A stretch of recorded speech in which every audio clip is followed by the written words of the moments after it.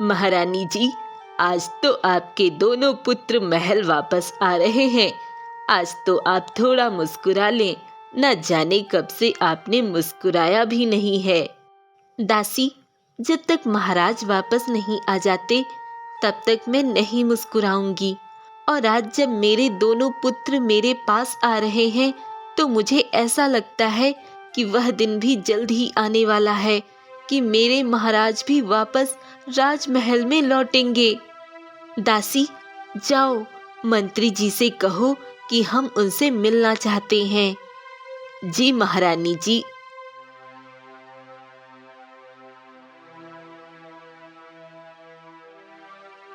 मंत्री जी, आज हमारे दोनों पुत्र अपनी शिक्षा पूरी करके राजमहल लौट रहे हैं।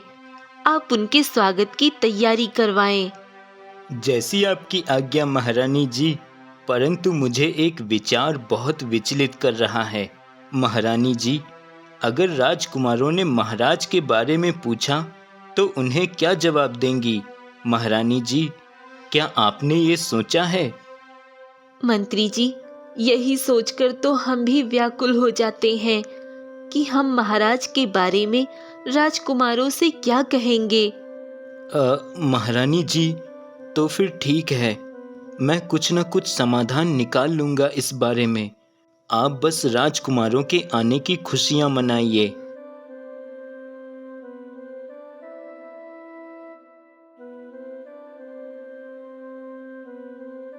माँ, पिताजी कहाँ हैं? पिताजी कहीं दिख नहीं रहे। लगता है आज भी पिताजी को हमसे ज्यादा राज्य के कार्य ही प्रिय हैं। नहीं नहीं महाराज, महाराज को आप दोनों से अत्यंत प्रेम है, परंतु वह यहाँ होते तो अवश्य तुम दोनों का स्वागत स्वयं करते। क्या पिताजी राजमहल में नहीं है? हाँ, वह राजमहल में नहीं है। वह तो दूसरे राज्य के राजा यानी अपने मित्र से मिलने गए हुए हैं और वह कुछ दिन वहीं रुकेंगे। इसलिए आप दोनों अभी आराम करो, हम सुबह मिलेंगे।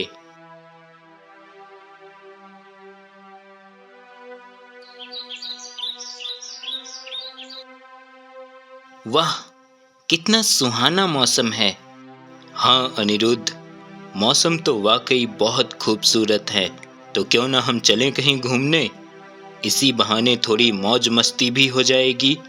हाँ भैया, कह तो आप सही रहे हैं। तो चलो आज इस सुहाने मौसम का लुत्फ उठाते हैं।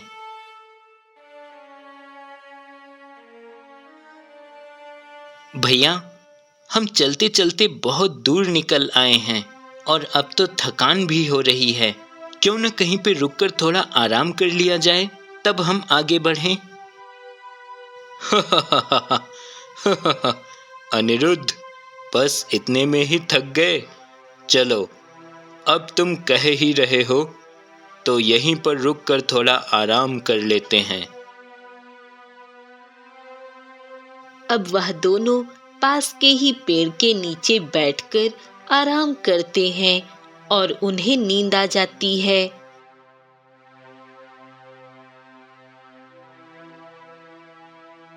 अरे भैया कहाँ चले गए? मुझे कुछ बताया भी नहीं। ऐसे कैसे वो कहीं जा सकते हैं? लगता है वो यहीं कहीं आसपास होंगे। उनका घोड़ा भी तो यहीं है। अब अनिरुद्ध वहीं इधर उधर अपने बड़े भाई को ढूंढने लगता है कि कुछ दूर आगे जाने पर राजकुमार अनिरुद्ध को, कौन हो तुम बेटा, और यहाँ क्यों आए हो? प्रणाम महात्मा जी, मैं राजकुमार अनिरुद्ध हूँ और मैं अपने बड़े भाई राजकुमार अशोक के साथ घूमते हुए इस जंगल में आ पहुँचा। मैं और भैया दोनों ही एक पेड़ की छांव में आराम करने लगे और कुछ देर के लिए वहीं सो गए। लेकिन जब मेरी आँख खुली तो मेरे बड़े भैया वहाँ नहीं थे, ना जाने कहाँ चले गए। मैं उन्हें ही ढूंढ रहा था कि तभी एक हंस मुझे दिखा जो जख्मी था। मैंने उसके जख्म पे दवाई लगाई। तब उस हंस ने कहा कि मुझे आपसे मिलना चाहिए। क्योंकि इस जंगल में अगर कोई मुसीबत से बचा सकता है तो वो आप हैं, इसलिए मैं आपके पास आया हूँ। राजकुमार, ये जंगल कोई आम जंगल नहीं। इस जंगल में ढेरों भूत प्रेत व चुड़ैल आत्माएं भटकती रहती हैं और बहुत सी जगहों पर देवताओं का वास भी होता है। इस जंगल में बहुत सी ऐसी चीजें भी हैं जो दिखने में तो निर्जीव होंगी, पर वो सब जादुई व रहस्यमय होंगे। ऐसे बहुत से राज हैं इस जंगल में, इसलिए इस जंगल में कोई नहीं आता जाता, और जो भी आता है वह या तो कुछ लेकर जाता है या फिर यहीं कैद रह जाता है। और मुझे लगता है कि तुम्हारे भाई के साथ जरूर कुछ हुआ होगा। पर महात्मा जी, कोई इस जंगल से क्या ले जाएगा भला? और यहाँ कौन है जो किसी को भी कैद कर लेगा? महाराज, मुझे जानना है इस बारे में, कृपया कर आप मुझे बताइए। राजकुमार, इस जंगल में एक रहस्यमयी गुफा भी है, जिसमें एक रहस्यमयी तलवार रखी हुई है, जो कि एक दिव्य तलवार है। उस तलवार को पाने के लिए कुछ लोग यहाँ आते हैं और यहीं फंस के रह जाते हैं, और वो भी कभी वापस नहीं जा पाते हैं। लेकिन अगर किसी को भी वह तलवार मिल जाए तो वह एक शक्तिशाली इंसान बन जाएगा, और फिर उसे इस जंगल में कोई डर नहीं होगा, कोई भी उसे हानि नहीं पहुंचा पाएगा। लेकिन वह तलवार हासिल करना थोड़ा कठिन कार्य है। मुझे तो बस अपने भाई की चिंता हो रही है। मुझे तो बस वो मिल जाए, मैं यहाँ से चुपचाप चला जाऊंगा। अब मुझे जाना होगा, मुझे बड़े भैया को ढूंढना होगा। इतना कहकर राजकुमार अनिरुद्ध वहां से चला जाता है और जंगल में अपने बड़े भाई को खोजने लगता है।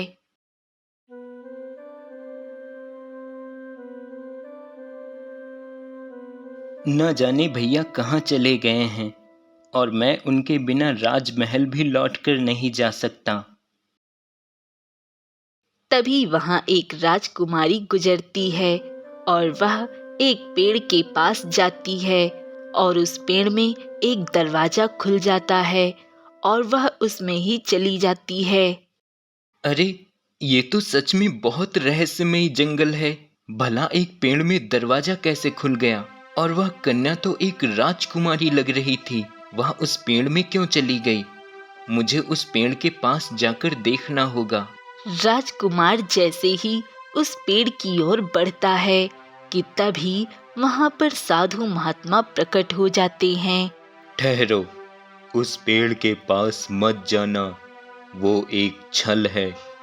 उसके पास जाते ही तुम भी उस पेड़ में समा जाओगे और दोबारा कभी वापस नहीं आ पाओगे।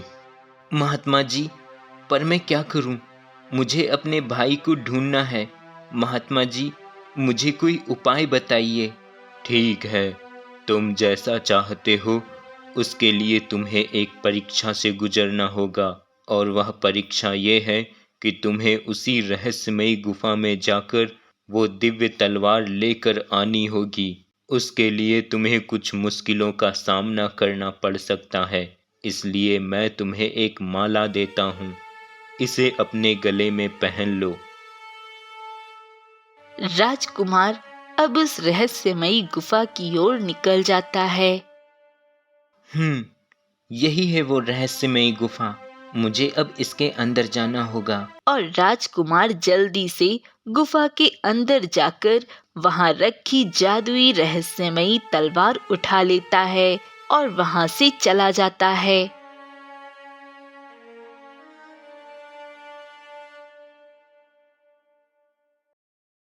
ठहरो राजकुमार।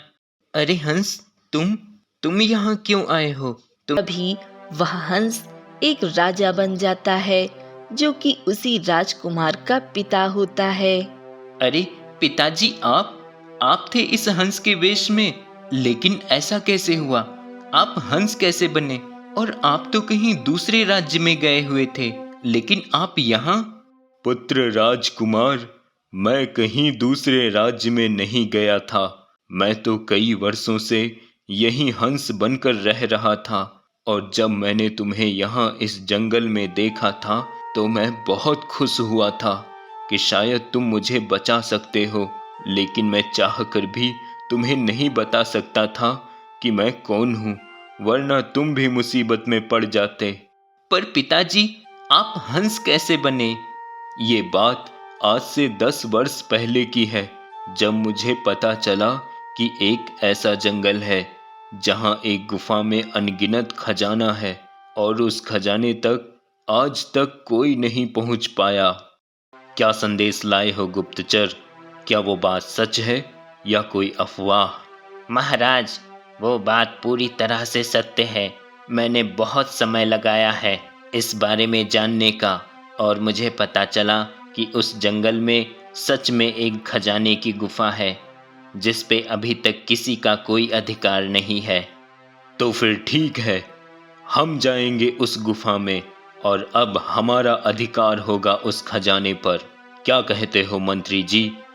महाराज, वहां जाना इतना आसान नहीं है जितना सुनने में लगता है।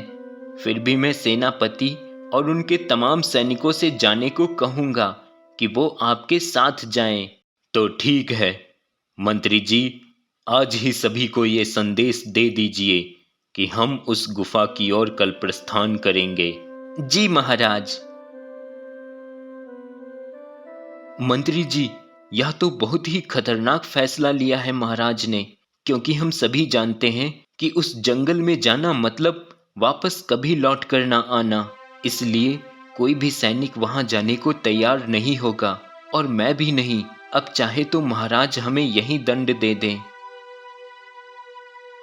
अब मंत्री यह सारी बात जाकर राजा को बता देता है।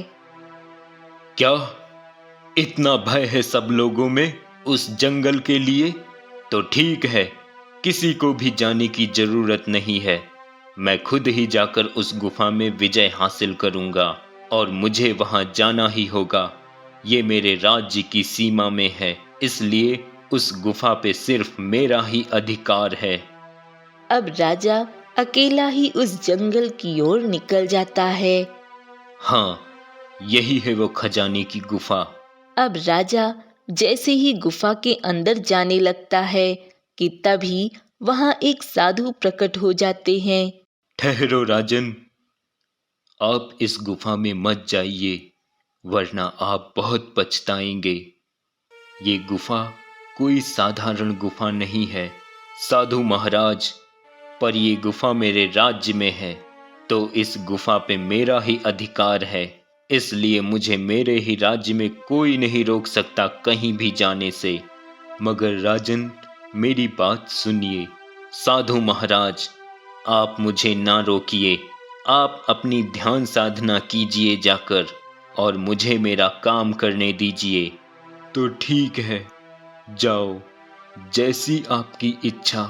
अब साधु वहां से गायब हो जाता है, और राजा जैसे ही गुफा के द्वार पे पहुंचता है, तुरंत ही एक रोशनी प्रकट होती है, और देखते ही देखते राजा एक हंस में परिवर्तित हो जाता है।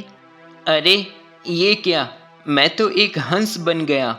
वो साधु महाराज सही कह रहे थे, मुझे उनकी बात मान लेनी चाहिए थी। ये क्या कर दिया मैंने अपने घमंड और क्रोध में अपने ही पैरों पर कुल्हाड़ी मार ली। हंस के ये सब कहने पर उस गुफा से एक आवाज आती है। लगता है तुम्हें अपने किए पर पछतावा हो रहा है, और अब तुम समझ गए हो कि अधिक लालच, घमंड और क्रोध किसी के लिए अच्छा नहीं होता। लेकिन तुम्हें अपनी गलती का एहसास हो गया है, इसलिए मैं तुम्हें वरदान देता हूँ कि जब भी कोई किसी दैवीय वस्तु से तुम्हारे शरीर पे स्पर्श करेगा, तब तुम वापस पुनः अपने रूप में आ जाओगे। लेकिन तुम ये बात किसी से नहीं कहोगे कि तुम एक हंस नहीं, एक इंसान हो। वरना तुम सदैव के लिए एक हंस ही बने रहोगे। और उसके बाद से ही मैं एक हंस बनकर इसी जंगल में भटक रहा था, और मदद के लिए मैं साधु महाराज से भी नहीं कह सकता था, क्योंकि उनको भी मैं नहीं बता सकता था कि मैं एक हंस बन गया हूँ। लेकिन मेरे पुत्र, तुम्हारी वजह से आज मैं फिर से अपने रूप में आ गया। पिताजी, मैं बहुत खुश हूँ कि मैं इस जंगल में आया और आपकी मदद कर पाया, पर बड़े भैया ना जाने कहाँ चले गए हैं। मैं कब से उन्हें ढूंढ रहा हूँ। पुत्र अनिरुद्ध, अब तो हमें बस साधु महात्मा जी के पास ही चलना चाहिए, वही कुछ उपाय बता सकते हैं। अब वह दोनों साधु के पास जा ही रहे होते हैं कि तभी कुछ दूर आगे एक आवाज सुनाई देती है।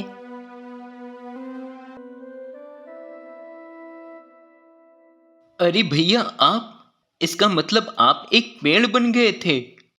हाँ अनिरुद्ध, जब हम दोनों लोग उस पेड़ के नीचे बैठकर आराम करने लगे थे, तब तुम तो सो गए थे, पर मुझे भूख के कारण नींद नहीं आ रही थी।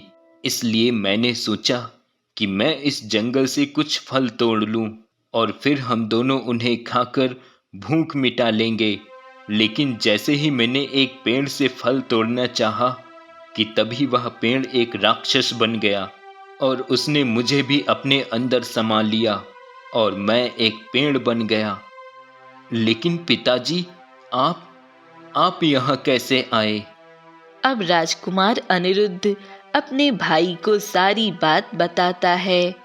पिताजी, मुझे इस दिव्य तलवार का कोई लालच नहीं है, इसलिए मैं ये तलवार उन्हीं साधु महाराज को सौंपना चाहता हूँ।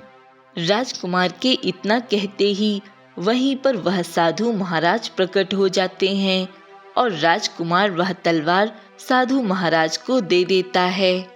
राजकुमार अनिरुद्ध, मैं ये तलवार तब तक नहीं ले सकता जब तक कि कोई ये तलवार मुझे देने की इच्छा न जताता। लेकिन जैसे ही तुमने ये विचार किया कि ये तलवार तुम मुझे दोगे, तो मैं तुरंत ही यहाँ चला आया।